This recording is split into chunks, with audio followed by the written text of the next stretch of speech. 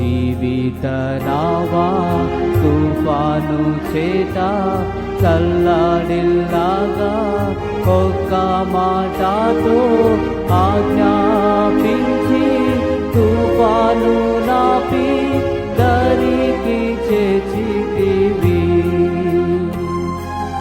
జీవిత నావా తుఫాను చేత చల్లడిల్లాగా ఒక్క మాటతో ఆజ్ఞాపించి తుఫాను నాపి దరికి చేర్చితివి. ప్రియా యేసు దరికి చేర్చితివి. ప్రియా యేసు దరికి చేర్చితివి. దరికి చేర్చితివి. దరికి చేర్చితివి. దరికి చేర్చితివి. దరికి చేర్చితివి. క్రీస్తు యేసు దయాళు ప్రభు నీవే సృష్టికర్తవు. నీవే మా రక్షకుడవాని హల్లెలూయా పాడేదం. నీవే మా రక్షకుడవాని హల్లెలూయా పాడేదం. ఆశీర్వాదాలన్నీ నావే. నది యొక్క 3 శాఖలు. యేసుక్రీస్తు దాసుడును యాకోబు సహోదరుడైన యోధా తండ్రి అయిన దేవుని యందు ప్రేమింపబడి యేసుక్రీస్తునందు భద్రం చేయబడి పిలువబడిన వారికి శుభమని చెప్పి రాయినది. యోధా 1. యోధా తన పాఠకులకు రక్షణలో ఉన్న ఆశీర్వాదాలను గుర్తు చేస్తూ ఈ పత్రికను ప్రారంభిస్తున్నాడు. విశ్వసించిన మనము పిలువబడిన వారందరి కొరకు క్రీస్తు ఎగరవేస్తున్న ధ్వజం కింద విశ్రమించవచ్చు.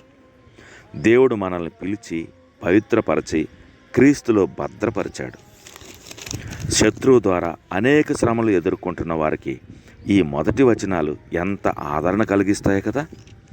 అబద్ధ బోధకుల ద్వారా సవాలు చేయబడుతున్న వారు ఈ విశ్వాస స్తంభాల నుండి ఎంత బలం పొందుకుంటున్నారు కదా.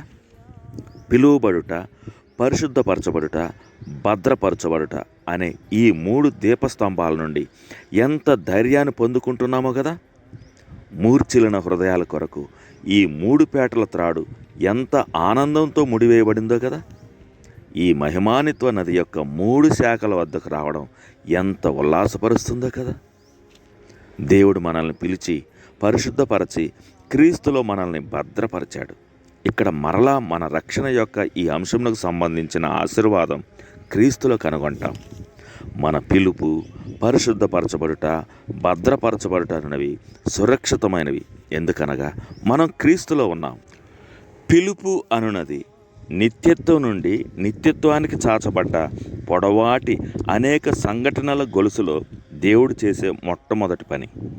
దేవుని విషయాల పట్ల మనకున్న ఆసక్తి లేని గతకాలంలో ఎప్పుడో దేవుని పిలుపుకు అంకురార్పణ జరిగింది.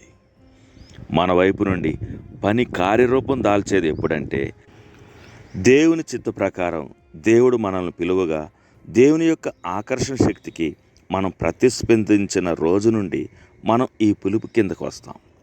మనం విశ్వసించిన రోజు మనం తిరిగి జన్మించి క్రీస్తులో ఉంచబడతాం. పరిశుద్ధపరచబడుట అనేది తండ్రి అయిన దేవుని యొక్క 2వ పని అయి ఉంది. సత్యమందు వారిని ప్రతిష్ఠ చేయము అని యేసుక్రీస్తు ప్రభు చెప్పాడు. మనలో క్రీస్తు సారూప్యాన్ని తీసుకుని రావడానికి దేవుడు మన జీవితాలలో ఆయన కార్యములు జరిగిస్తున్నాడు.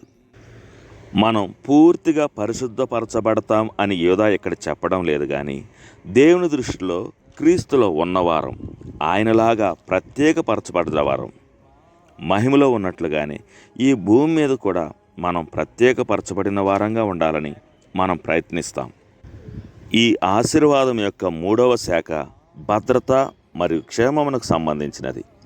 మనం క్రీస్తులో ఉంచబడినందున వీటిలో మనం ఆనందిస్తాం. ఎవరైనా క్రీస్తునందున ఎడల వారు క్రీస్తులాగా భద్రంగా ఉంటారు.